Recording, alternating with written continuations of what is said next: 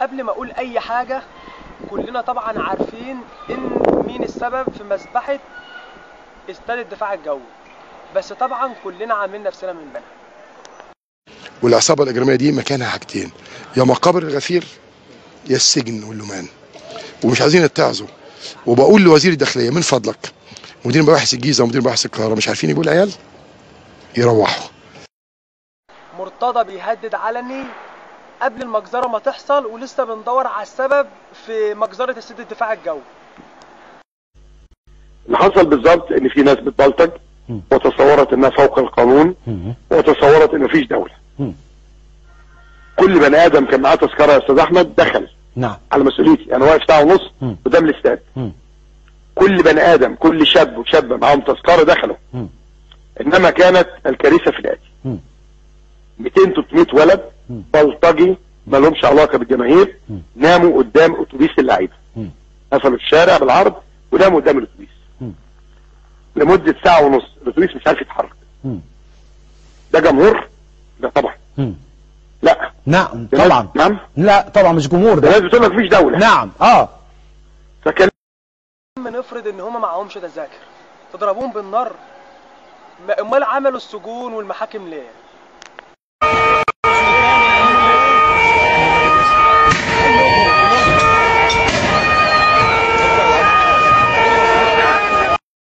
بالنسبه للناس اللي بتقول ان اللي حصل ده بسبب التسريبات اللي حصل، وناس تانية بتقول ان السبب في اللي حصل دون الاخوان، مش كل حاجه هنعلقها على شماعه الاخوان.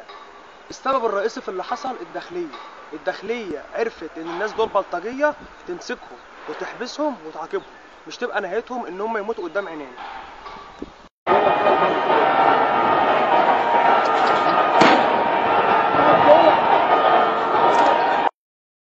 وبرضه بعد ما مرتضى منصور بيقول لك، بعد ما هددهم قبل مجزره الدفاع الجوي، جه بعد المجزره بيقول لك الباقيين اللي هربانين هتبقى نهايتهم حاجتين: يا اما الموت يا اما السجن.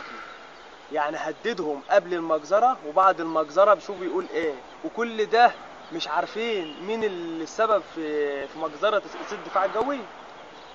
كل الالتراس ورحمه امي اللي ما تعرفوها، يا السجن يا الموت ليكم. القانون دي تاني محاوله اغتيال ليا، المره دي بميه النار بكاب الرصاص.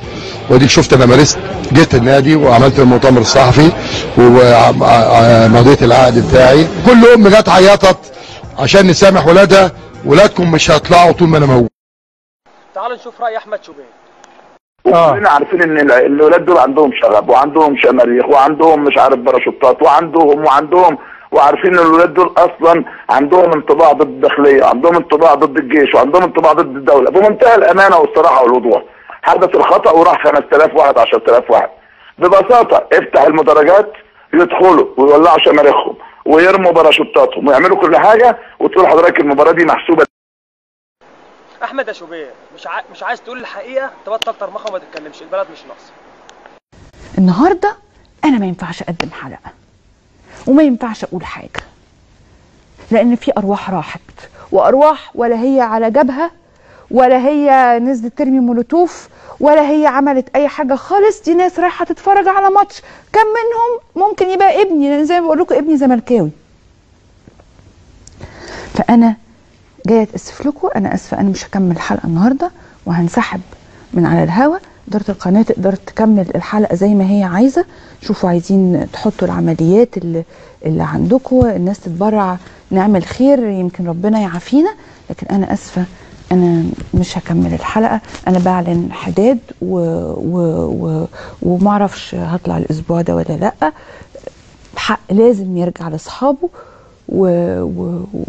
وزهقت من كتر ما بقول بقدم خالص العزاء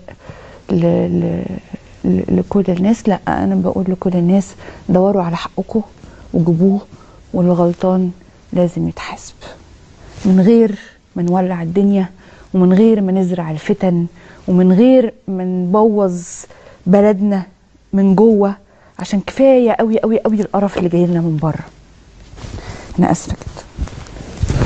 اطلعوا فاصل يعني، شوفها كمان.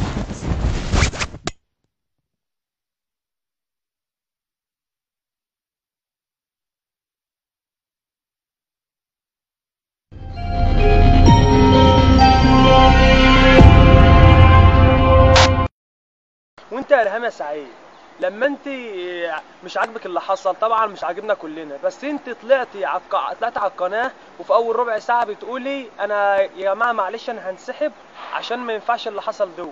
طب لما انت مش عاجبك اللي حصل ليه بتطلعي من الاول؟ وليه اديني سبب واحد يخليك تطلعي من الاول؟ وهل رئيس القناه هيسمح لك انك تطلعي في اول ربع ساعه وتقومي مسحوبه من القناه؟ طب الساعتين بتوع البرنامج بتوعك هيعمل فيهم ايه؟ بطلوا هطل بقى، الناس مش ناقصه عشان يشوفوا الولد بتاعهم. اقتنع يا مصطفى اهو ها بالك ماشي الواحد عاجل صايع جه ضرب بنيه في خد الايسر من ورا. وقعت اخي خالد؟ لا. طب جريت؟ لا. مين اللي وقع؟ هو. مين اللي جري؟ هم كانوا 8 يعني واحد جرى 8 وانا مسكت واحد فيهم اللي انت شايفه ده. حصل. واخد بالك؟ اللي هو دلوقتي معلمه مش باينه. وده مصيرك. انا النهارده قلت لمدير مباحث الجيزه مش عارف تجيب العيال، رجاله تجيب العيال. انا عندي في رئيس عبد الفتاح السيسي لازم تتدخل في اللي بيحصل دون، لان لو ما اتدخلتش في اللي حصل دون هتدي مجال لاي حد ان هو يقتل يذبح بسهوله، لان بقى ارخص حاجه في الدنيا هو الدم المصري. عرفتم مين اللي قتل شهداء 25 يناير؟ وعرفتم مين السبب في مذبحة بورسعيد؟ وبرضه عرفتم مين السبب في مذبحة استاد الدفاع الجوي، وبرضه مش هتعملوا حاجة. اخويا نازل ماسك علمه رايح الماتش وكان مبسوط، فجأة اتقلب الحل سكوت، قريت اخبار في ناس بتموت، قلت اكيد قناة اشاعات، فتحت موبايلي لقيت رنات، كلمته مرة كلمته تانية، انسان غريب ردي في ثانية، اقول له مين يقول لي الفاتحة، اقول له مين يقول لي الفاتحة، اخوك مات اخوك مات، بقول له ايه بلاش تهريج اديني يا اخويا بص ايديك، بقول له ايه بلاش تهريج اديني يا اخويا بص ايديك، اصوات كتير زعيق وصريخ، اخويا راح والله بريء، مصر دي ولا احنا يهود، اخويا نزل ورجع في تابوت، مصر دي ولا احنا يهود، اخويا نزل ورجع في تابوت، اخويا نزل ورجع في تابوت، اخويا نزل ورجع